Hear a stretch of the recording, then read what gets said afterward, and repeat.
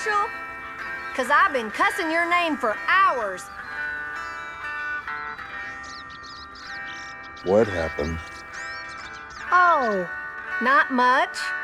Except last night, your little deputy went bonkers and picked a fight with the owner. With Jerry? Out of nowhere, Deputy Marshal Capshoe started hollering about the new wolfskin rug we got. Told us with a straight face if we didn't toss it, he'd ship Jerry to Sisika Penitentiary. Like, does he think I'm stupid? What do you want me to do? The prick likes animals. Oh, no, Jerry called him out on that. Says Capshoe, you's crying over the damn wolfskin after ordering a bowl of lamb heart and cabbage. How's that make sense? Always got the right to ban them. Nah.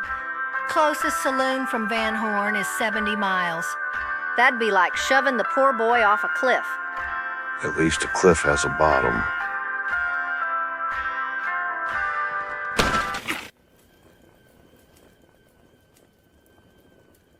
If you don't mind, Miss Dawson, I'm gonna let the deputy marshal sleep in a little bit longer. I'm afraid he has a rather busy day ahead of him. Well, he might have had a concussion, just so you know. But I'll get some coffee brewing.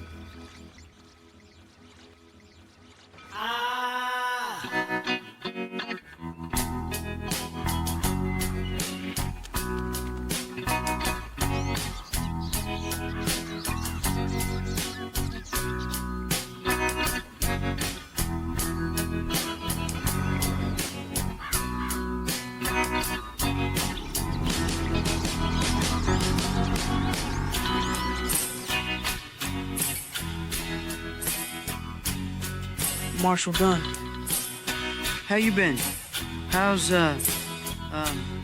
your wife? Have a seat.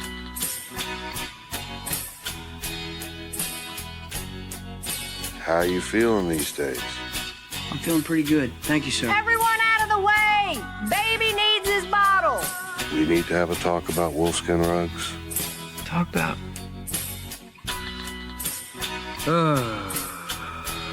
I'm remembering. We'll just forget all that for now. You've got an actual assignment today. Your services have been formally requested, Deputy Marshal. Your old employer, Harriet Davenport. Well, why is she requesting me?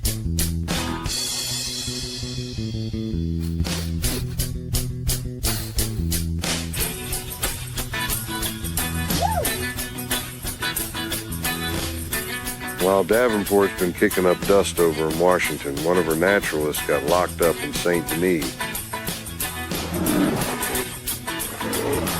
They're releasing the girl today, but Davenport's not even willing to trust a lawman who's been in recent contact with the St. Denis Sheriff Office, making the girl's release from the St. Denis Sheriff Office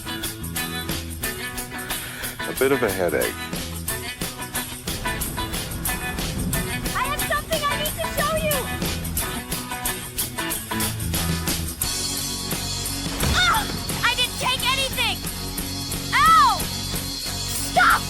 Detail my findings in under 3 minutes, but not a single one of you will listen!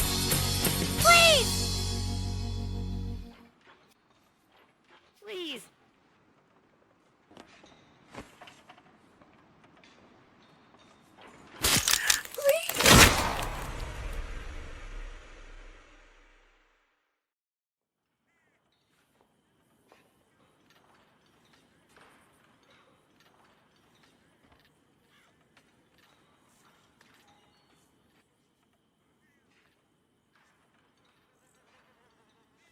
I'm not sure why Miss Harriet thinks I've gotten any different than I was back when I was working protection for her. Sounded to me like that's kind of what Davenport's counting on.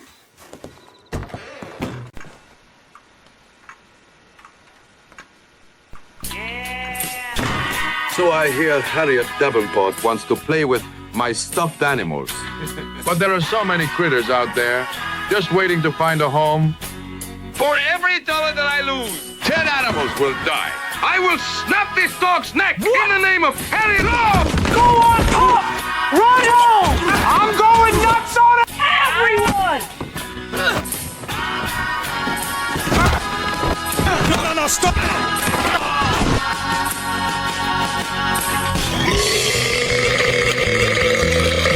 That's enough!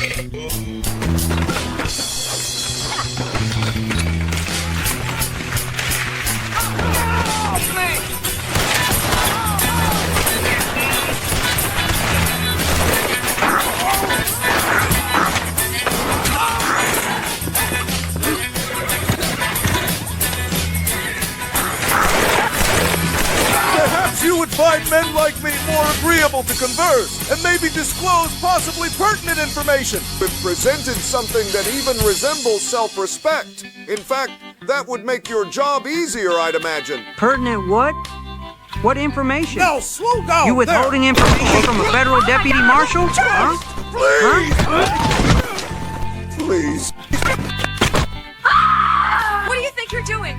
He needs a doctor! Sorry, but me and the Grand Dragon got a train to catch. Oh my god! You are an animal!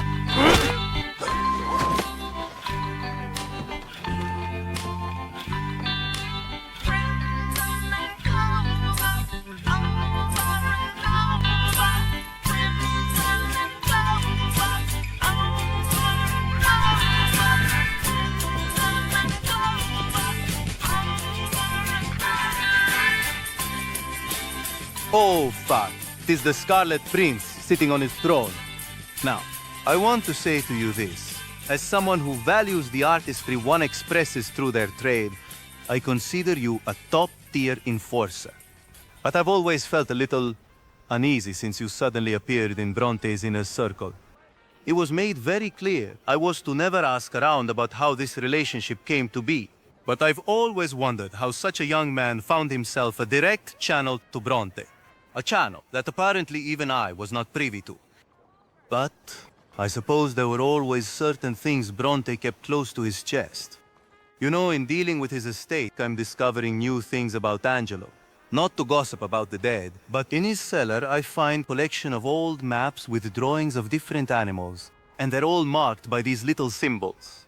Then, Mrs. Martelli finds a crate of these very old-looking trinkets and water flasks and statues like Wapiti idols or maybe voodoo, who knows?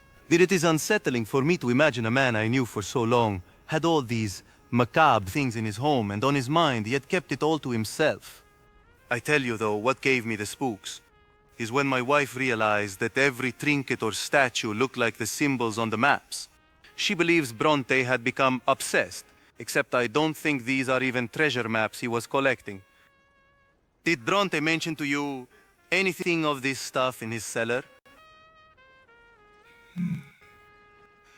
No.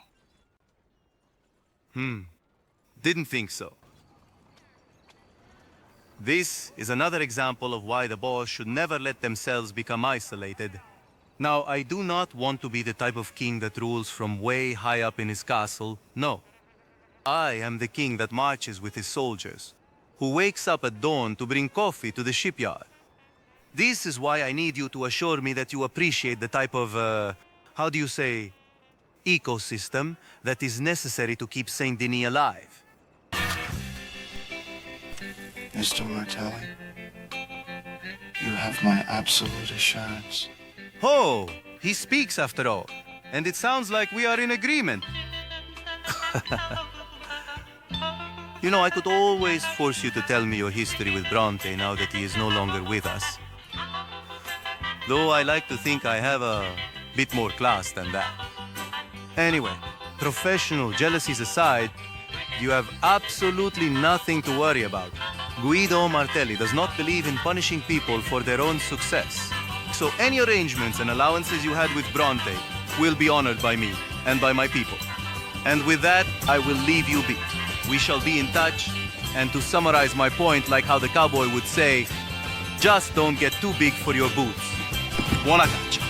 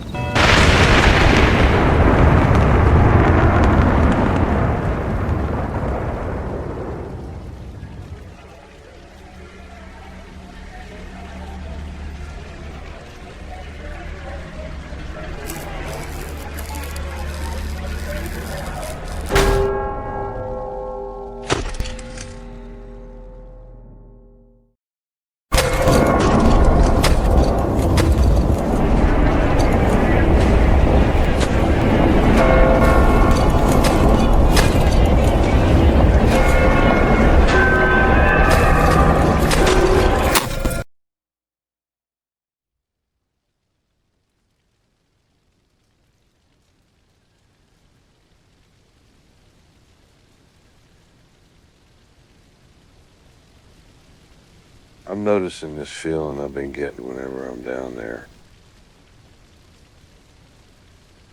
Like everyone held a town hall meeting I didn't know about.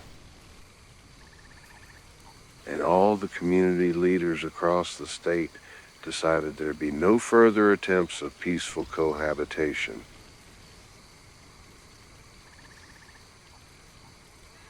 Even before those naturalist camps got hit, you could feel it brewing. Yeah, I read the reports from both attacks. Pretty messed up. Oh, with all due respect, sir, you sound kind of nervous. And I'm wondering if there's something I'm missing, because this is a regular prisoner escort. I can do these while napping. Are you sending me into a storm, Marshal Dunn? Well, St. Denis certainly ain't behaving like the pleasant winter destination they claiming on postcards. But no. I'm not trying to rile you up. That's the opposite of where I want you on this. Nor am I saying those conspiracies Davenport is spewing are based in anything concrete. What I'm asking for you, though, is to be mindful. Because on top of all else going on right now, your former boss is keeping a bright old beacon shining right on the sheriff's office. So folks may be a little on edge is all. So what? Jesus. So keep your head down. Sign all the requirement sheets without making a fuss. And don't give the Lemoyne office any additional grief, even if you see something you don't like. Understood, sir. Folks from Davenport's company will be at the rendezvous point when you arrive. They'll take the girl back to the naturalist safe house. Now, this wasn't Davenport's request, but even if she has gone off the rails with some of those concerns listed there, I don't like one of my deputies having to part ways before his party reaches a sound destination. Capsule, do me a favor, linger around the drop point for a little while, at least until Davenport's crew is out of your sight line. You want me looking out for something in particular? Or should I stare at the concrete for a while? Oh, that was a rude-ass remark, Marshal Dunn. I apologize for that. And I'll stay back and keep an eye on the scientists, no problem. All right, then. You good to go, Shoemaker? Mm-hmm. Just gonna run to the bathroom, then grab Banjo from the stable, and, yeah, I'll catch the next train out. Very good. Any questions before I head off? Yeah, I got a question over here. Is full disclosure usually required for an assignment like this? Come again? I was fixing on showing this law agent request to my grandma, but I'm not sure why Miss Harriet included all this behavioral stuff in here. Come on. Back when I was your age, if I was sitting where you are, Deputy, I'd be feeling quite honored right about now. Out of all the sparkling gold badges across this great land, Dr. Harriet Davenport puts her faith in yours and yours alone. Well, I certainly couldn't sue her for slander, but now I'm just feeling damned embarrassed over this whole stupid thing. Yeah. Just imagine how it feels for the rest of us.